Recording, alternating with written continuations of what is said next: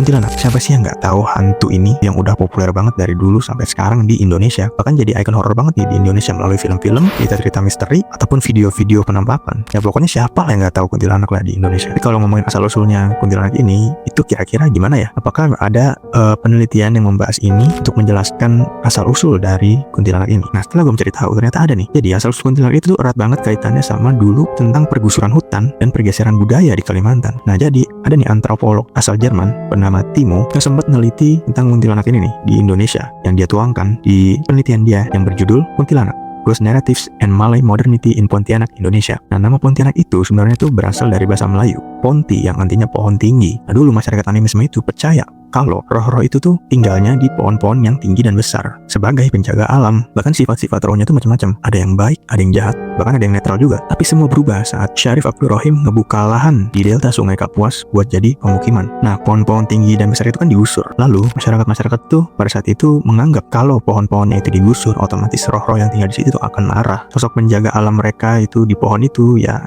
hilang tempat tinggalnya. Nah, dari situlah mulai dilabeli roh-roh tersebut sebagai hantu yang menyeramkan. Nah, di tahap ini sosok hantu yang menyeramkan itu belum merekat dengan sosok perempuan, belum jadi nih bentuk kuntilanaknya. Nah, terus kenapa kok jadi perempuan? Kenapa kuntilanak identik sama perempuan? Ada sejarawan nih yang ngasih pendapatnya tentang ini, dan jawabannya cukup menarik. Sejarawan Nadia Karisma Melati mengatakan masuknya agama monoteisme dan patriarki secara perlahan mulai menggeser kepercayaan lokal. Konsep ketuhanan yang maskulin bikin sosok spiritual alam, terutama yang feminim, dianggap sebagai monster atau hantu. Tambah lagi, dulu angka kematian ibu melahirkan itu sangatlah tinggi. Nah, pengalaman tragis antara hidup dan mati inilah yang akhirnya bikin perempuan diasosiasikan sebagai sosok hantu yang gak tenang. Jadilah kuntilanak. Nah, jadi kuntilanak itu sebenarnya adalah simbol dari trauma alam yang dirusak dan stigma terhadap perempuan yang terus dipelihara melalui film dan juga cerita-cerita misteri. Nah, sayangnya penggambaran ini, penjelasan ini itu tuh udah sangat sulit diedukasi ke masyarakat Indonesia, karena ya gak salah juga sih, dari dulu udah dicekokin cerita kuntilanak dan akhirnya berakar kuat di kepala kita dan sampai susah banget buat diubah lagi. Nah, jadi itulah intinya kira-kira asal-usul dari kuntilanak ini. Jadi gimana nih teman-teman? Apakah teman-teman punya cerita-cerita menarik nih tentang kuntilanak ini